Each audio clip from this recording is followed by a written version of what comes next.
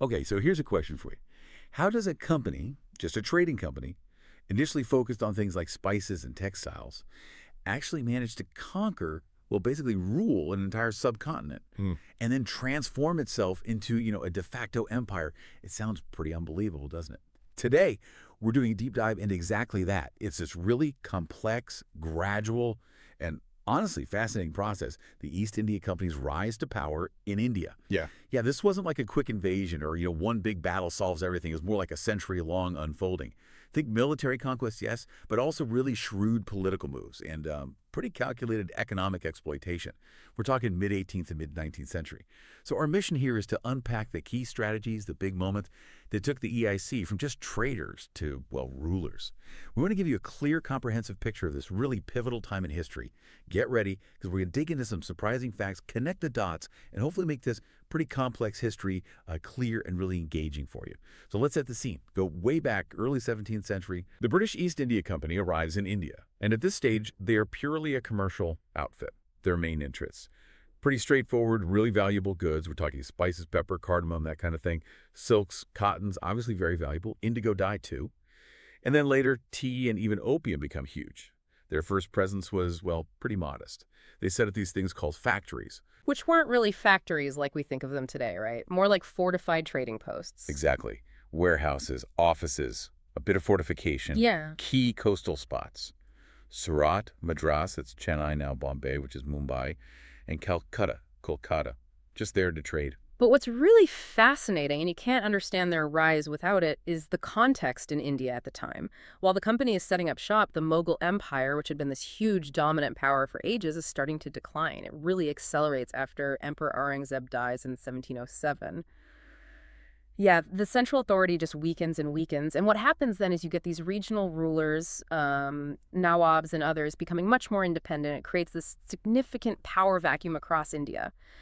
And that fragmentation, well, it didn't just create opportunities for the EIC, it practically invited them to get involved in local politics, to start playing sides. And they weren't alone, were they? There was serious competition from other Europeans. Oh, absolutely fierce competition. You had the French, the Dutch, the Portuguese, all wanting a slice of that incredibly lucrative Indian trade.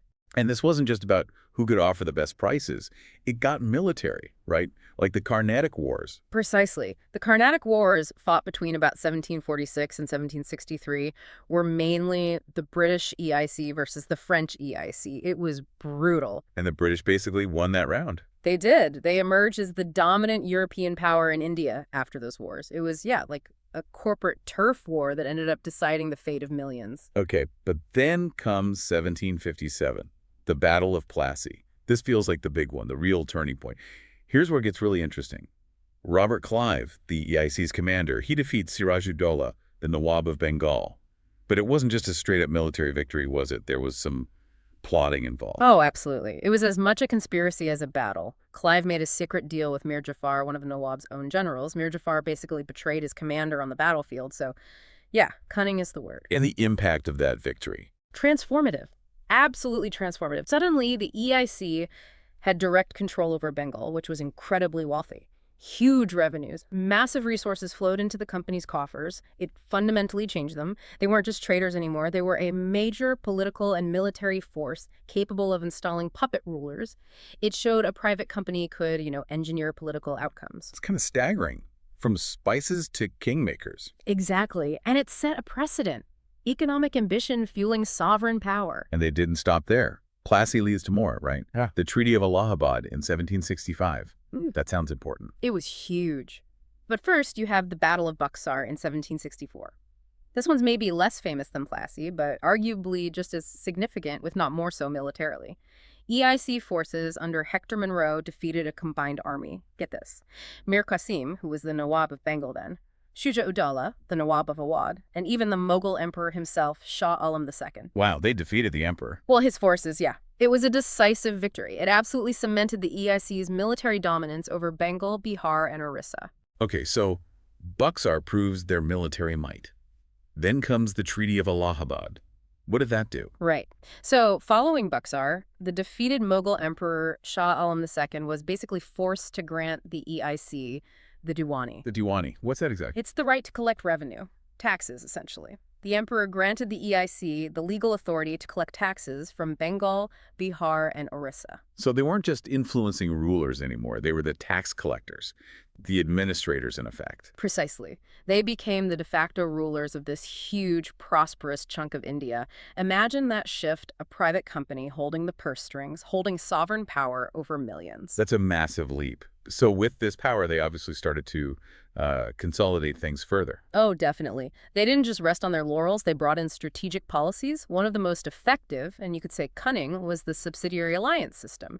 This was really pushed by Governor-General Lord Wellesley, who was there from 1798 to 1805. Subsidiary Alliance, how did that work? It was quite clever, in a ruthless way. Indian rulers were pressured, essentially forced, to sign treaties. Under these treaties, they had to accept British forces being permanently stationed in their territory.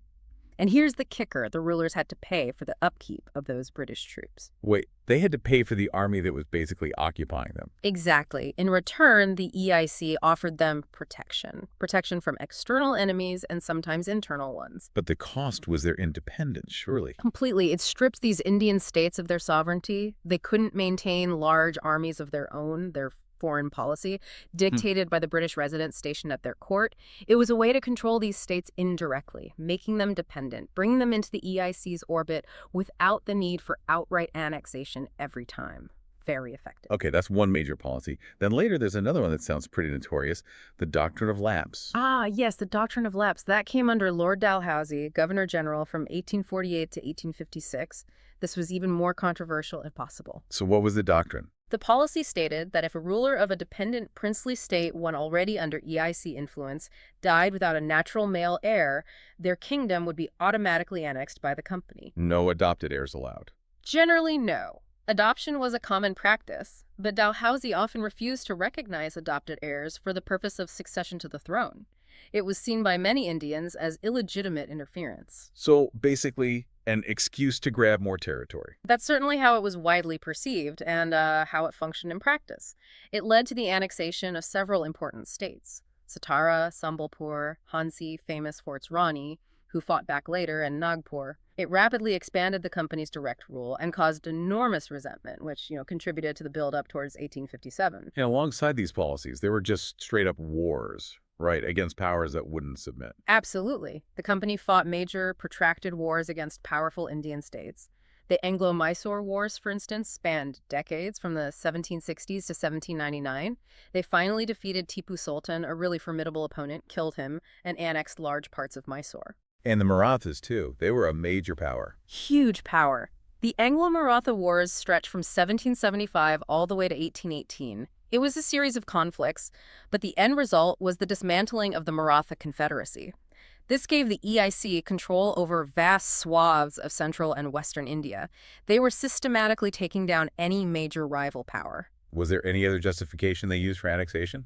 Yes, another tool in their kit was annexing states on the grounds of misgovernance. Misgovernance, defined by whom? Defined by the company, of course. The most famous example is Awadh, or Oudh, in 1856. Dalhousie annexed it, claiming the Nawab was ruling poorly and the people were suffering. Whether that was the true motive or just a convenient pretext, it provided a kind of moral justification, at least in British eyes, for taking over yet another large and wealthy state. Right, so political maneuvering, outright war, these doctrines. But underpinning all this was the economic side, wasn't it? Let's shift to that. They started as traders, but their economic strategies became much more about control and exploitation. Monopolies, for example. Yes, monopolies were key. Once they had the power, they established monopolies over crucial Indian goods. Think cotton, silk, indigo, saltpeter, opium. They controlled the trade, pushing out rivals, including Indian merchants. And what did that mean for the actual producers? The weavers? The farmers? It was often devastating. The EIC could dictate prices. Indian artisans and weavers were frequently forced to sell their goods to the company at rock-bottom prices, sometimes below the cost of production. There are accounts of weavers being coerced, even having thumbs cut off, though that's debated, but certainly facing harsh conditions if they didn't comply with company demands.